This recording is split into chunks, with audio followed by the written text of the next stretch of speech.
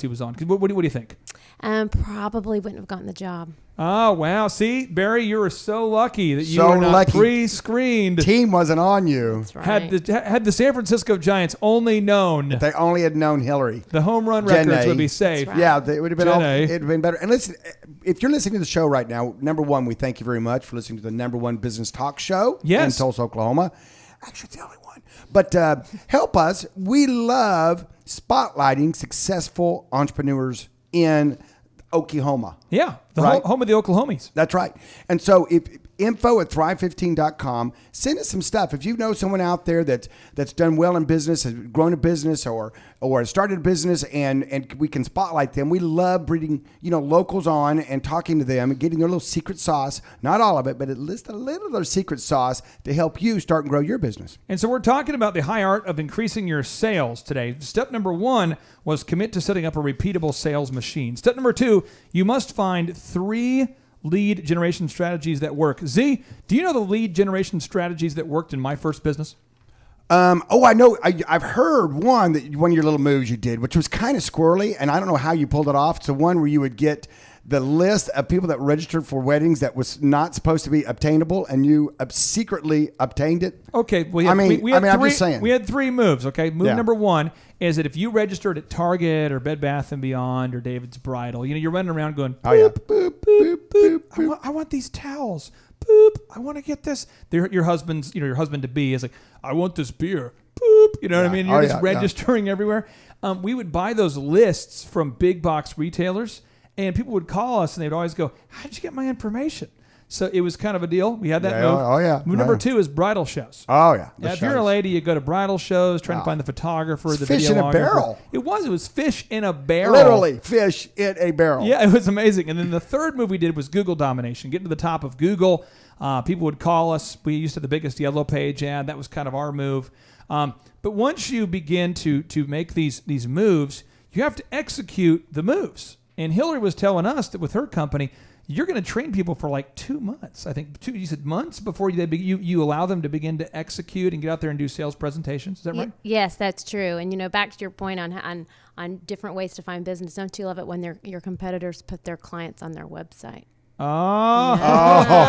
Sneakers, McSneakerson. Yeah. Wow, you're a competitive lady. She's kind of a You're fireball. actually looking at a competitor's website? Ooh, well, of course. I want to see who their clients are. I like it. Okay, so let me ask you this. When you're trying to hire people who are going to execute your system, what are some of the pre-screening moves that you do to find out if somebody is the right fit or not the right fit for your company? Because you've obviously hired well. You've been not perfect. I mean, you've probably hired some people that aren't the right fit over the years. But what are some of your moves that you do to hire the right people? Well, I think I've learned these moves from hiring the wrong. Oh, okay. So I have hired a couple wrong people, and I've known fairly quickly. And what we did is we took their word for it. So if somebody would say, I am not scared to speak in front of people, not scared. I'm not, I am dependable, taking their word and then putting them in the job and they just aren't the person they sold themselves to be. So what we've decided to do is really do a good job, heaven forbid, checking their references, speaking to people who have worked with them. I have my whole staff interview anybody we're considering hiring, and I leave the room. Really? I do. Now, Z, I want to ask you this question, okay? Okay. Tell me if I did this wrong. Tell me what I did wrong. Okay? All right, good. Oh, yeah. Back in the day, I used to hire people that I knew to work for the DJ connection business. So right away, if I knew you, you're in.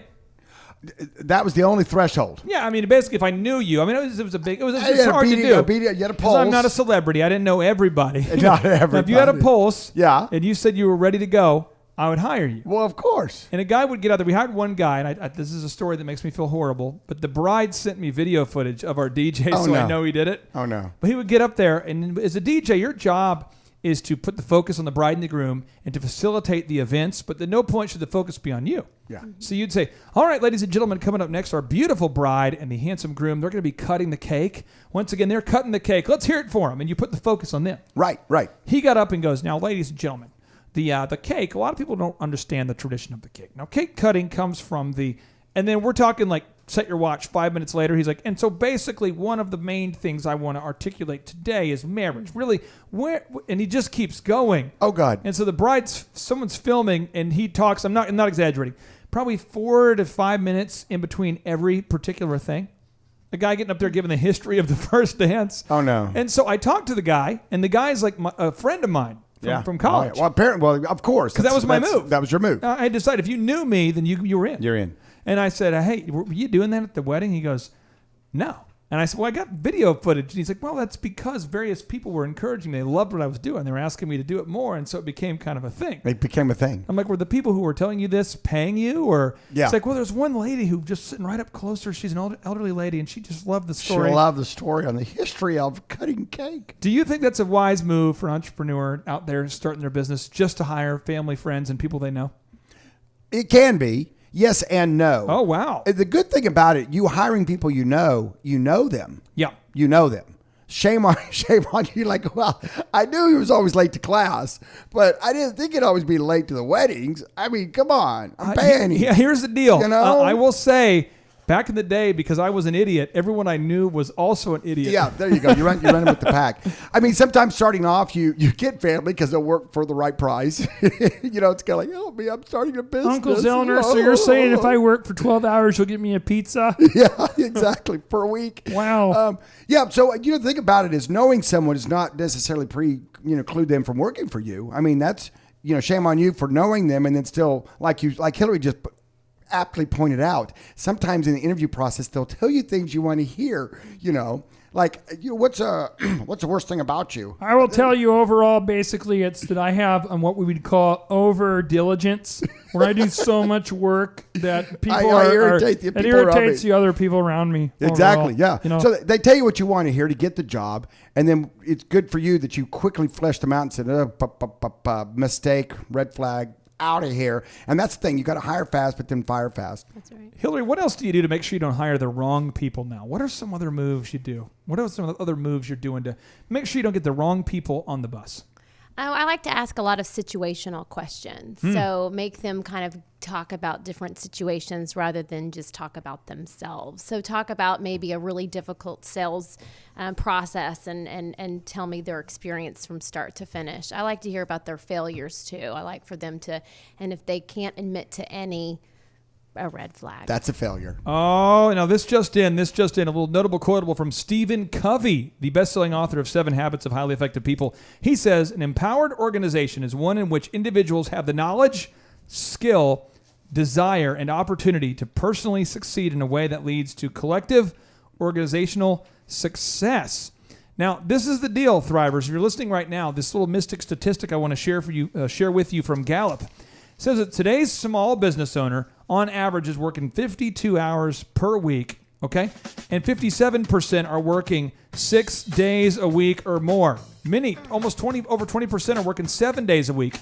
If you want to basically duplicate yourself, because you're already working 7 days a week, if you're already working 6 days a week, and you want to begin to duplicate yourself so that you can be celebrating some Thanksgiving next year, so you can be celebrating the successes of your team, stay tuned. Thrive Time Show. Broadcasting from the center of the universe, featuring optometrist turned entrepreneur, Dr. Robert Zellner, and U.S. SBA Entrepreneur of the Year, Clay Clark. This is the Thrive Time Show on Talk Radio 1170. Hello, Thrive Nation, and welcome back to Talk Radio 1170 and Tulsa's only local business radio show.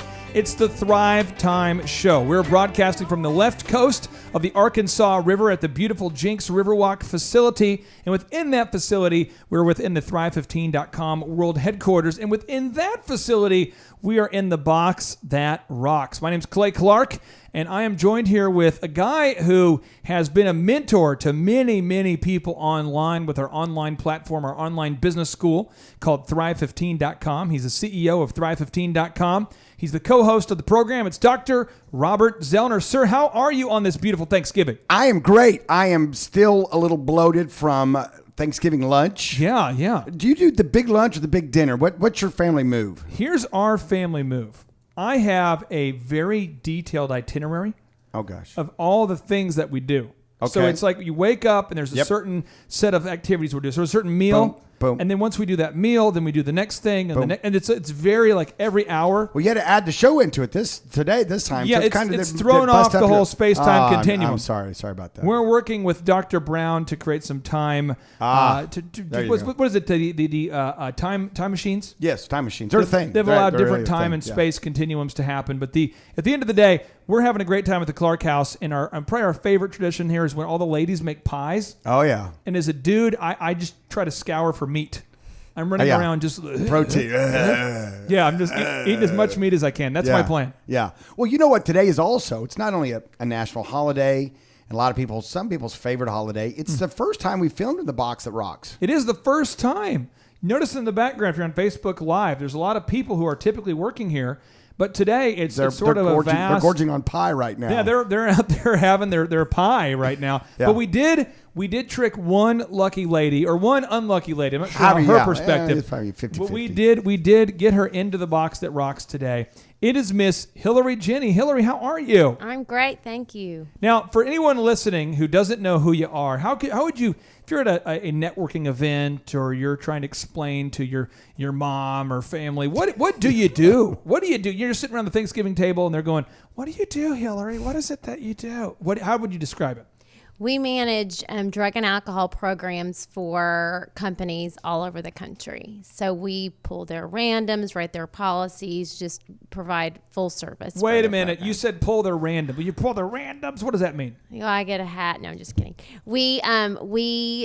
Companies will randomly drug test their employees throughout the year, and we provide that service to them. So I'm the girl you want to know. One of the things that Z and I started doing last Thanksgiving as a tradition is we just randomly drug test each other during the week. We just you right now. Yeah, right now. I'm telling you right now. I swear, you do it right now. You pass the test. Okay. No, but seriously, what kind of companies hire you guys? What kind of companies have chosen to use a team to help them make sure that their workforce is properly screened and drug tested? What kind of companies typically work with you? Any company can. We specialize primarily in oil and gas, and we do a lot of work with DOT employees because they are regulated by federal law to be drug tested. If you take the D and the O and the T and you sound out DOT, are you talking about the Department of Oklahoma Transportation? No, not of Oklahoma, just Department of Transportation. Oh, wow. It's all over. It's a big thing. All over. That's not right. just in Oklahoma. It's Big Brother. That's right. Wow. So anybody driving a big truck. So if someone wants to get a hold of you right now, they go, "I'm tired of trying to figure this out myself. I want to hire you." How can they get a hold of you? And they go to our website, teamprofessional.com, and all of our information's listed right there, or they can give us a call at 918-970-2323. Boom. All right. Now we're talking about the high art of increasing your sales. 1, sell turkeys and tell the world it's Thanksgiving tomorrow. That's a tip number 1. But seriously, step number 1, you want to commit to setting up a repeatable sales machine. Step 2, you must find 3 lead generation strategies that work. Now, Z, I'm gonna fire off a whole bunch of these real quick, but I'm just gonna try to get the minds of the Thrivers going here, get you activated. All right. Activate us. Thrivers, if you're listening right now and you're doing advertising on Facebook and it's not working, ask yourself, what's the next idea? And keep trying something until you find a repeatable system. You've got to fail faster. To quote Thomas Watson, the former CEO of IBM, to increase your rate of success, you must increase your rate of failure. You've got to find out what works and what doesn't. Z, I know you're very thankful for the success of your businesses now on this beautiful Thanksgiving, but what are some of the sales systems or marketing strategies that you've used over the years that did not work? Ooh, that did not work. Somewhere you go, whoa, swing and a miss on that one. I'm trying to think because, we were very purposeful in all of our systems. And in He's fact, judging us. Yeah. I'll tell you what, here's the thing about it is if your ad isn't working and it's getting in front of humans. Yeah. And it's getting in front of your high and likely buyers. Yep. If you're doing, okay, first of all, you're high and likely buyer. You get the message in front of them, all right? And it's not working. It's not because of the modality. It's because of your message.